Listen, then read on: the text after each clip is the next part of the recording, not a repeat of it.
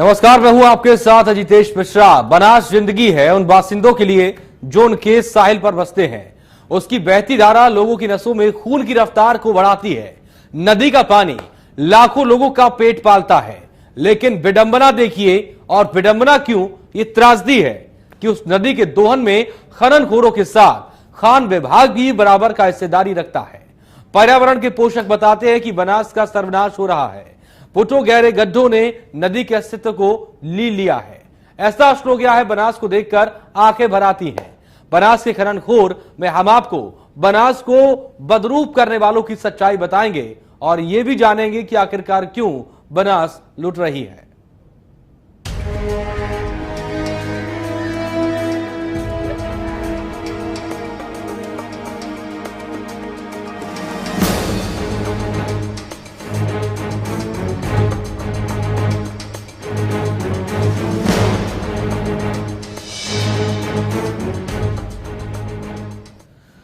नदियों को हम जीवनदायिनी कहते हैं, लेकिन राजस्थान में ये नदियां इससे भी कई ज्यादा बढ़कर हैं। ये शुष्क सूबा पानी के लिए जद्दोजहद करता है।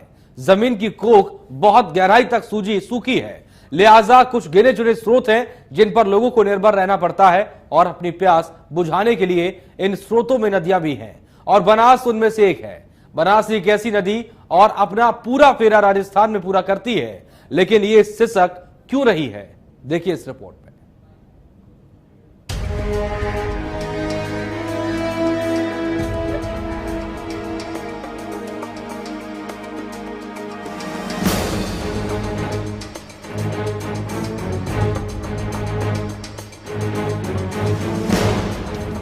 बनास ये राजस्थान की इकलौती ऐसी नदी है जो अपना पूरा फेरा एक ही सूबे में पूरा करती है, और कह सकते हैं कि सिर्फ राजस्थान की नदी है ये। चंबल नदी की साथी बनास उदयपुर जिले की अरावली पर्वत श्रेणियों में कुंभलगढ़ के पास खमनौर की पहाड़ियों से निकलती है, और बनास का अर्थ होता है वन की आशा। इस नदी के साहिल ने कितनी ही सभ्यताओं का विस्तार देखा है, कितनों को बसते और कितनों को उजड़ते देखा है। अरावली पहाड़ियों को चीरकर पूर्वोत्तर की ओर बहते हुए यह नदी नाथ द्वारा कंकरौली, राजसमंद, भीलवाड़ा, टोंक, सवाई माधोपुर और रामेश्वरम की प्यास बुझाते हुए चंबल में गिरती है।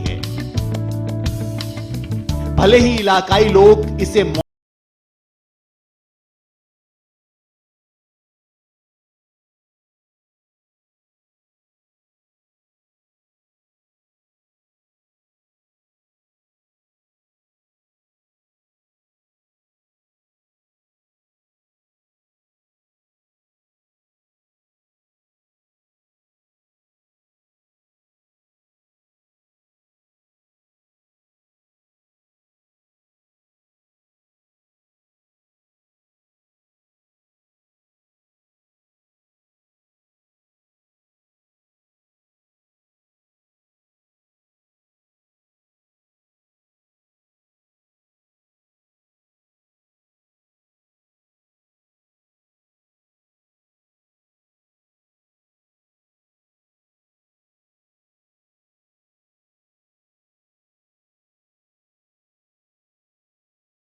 कुछ देखकर प्रशासन मूक क्यों?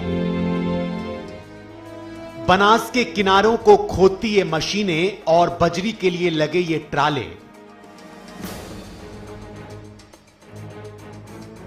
बनास के नाश का एकमात्र कारण है।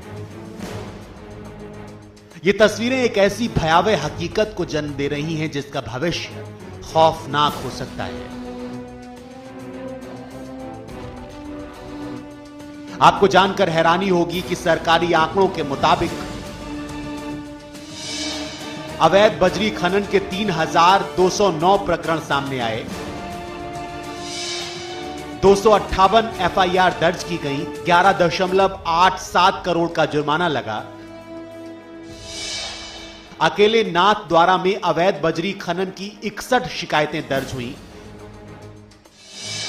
51 मामले सही पाए गए, 4 एफआईआर दर्ज और 37.65 लाख का जुर्माना। ये आंकड़े खान राज्य मंत्री सुरेंद्र पाल सिंह टीटी ने बीते गुरुवार को विधानसभा सत्र में रखे थे। यानी सरकार जानती और मानती है कि खनन को अवैध तरीके से अंजाम दिया जा रहा है।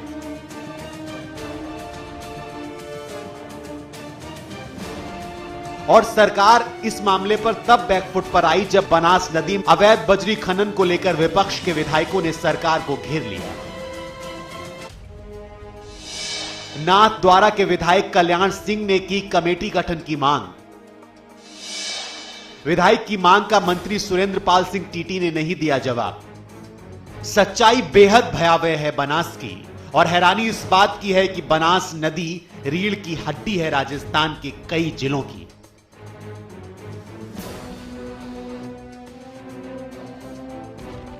इस पर बांध बना है, लेकिन 20 से लेकर 30 फीट तक खोद दिया गया है इसको। मशीनें चल रही हैं, सुनवाई नहीं हो रही। और विधायकों की तो यह भी मांग है कि इस खनन को रोकने के लिए कमेटी बनाई जाए जो बताए कि खनन कैसे रुकेगा और इसके लिए जिम्मेदार कौन है। टोंक से वजहात अख्तर, इंडिया न्यूज, राजस्थान। तो खननखोरों ने बनास की कोख को तो सुखा दिया है, लेकिन वो लोग कहां हैं जो इसे दोबारा से भरने के वादे और दावे कर रहा है? कहां है वो सरकार, कहां है वो विपक्ष जो लगातार इस तरह की बातों को कर रहे थे बनास को लेकर? वक्त छोटे से ब्रेक का है। ब्रेक के बाद एक बार फिर हाजिर होंगे।